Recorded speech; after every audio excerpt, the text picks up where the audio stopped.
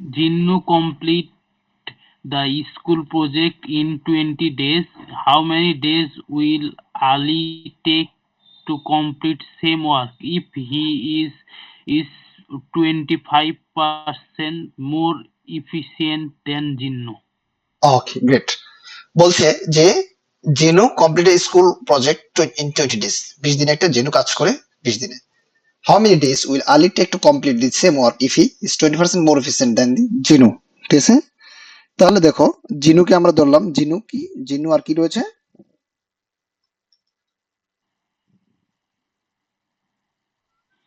20 divided by 1.25.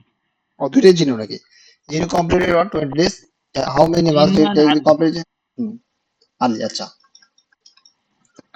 Ali take complete the 20. Same work if he is 20% more efficient. তাহলে দেখো এট the time জিনুর যদি আমাদের 100 লাগে, হ্যাঁ, এফিসিয়েন্সি, আর আলির এফিসিয়েন্সি কত বলতো, 125। এফিসিয়েন্সি মানে স্পিড, কাজের এফিসিয়েন্সি দক্ষতা বা স্পিড। ওকে, Speed আর কি। এখন তাহলে যার যত এফিসিয়েন্সি তার তত টাইম কম লাগবে।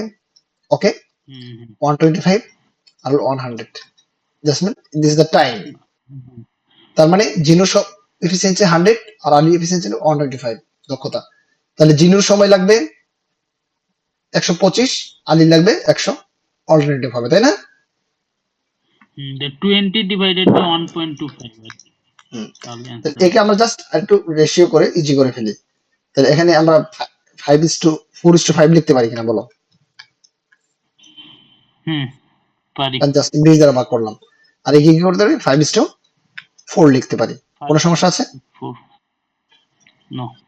আচ্ছা, এটা হলো আমাদের কি, এফিসিয়েন্সি মানে স্পিড, এফিসিয়েন্সি বা স্পিড।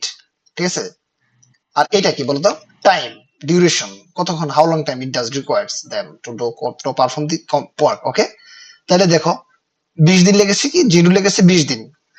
এই যে জিরো টাইম এটা না 5x, তাহলে আমরা 5x সমান কি লিখতে পারি, 20 দিন। তাহলে x সমান কত, 4 ডেজ। ক্লিয়ার?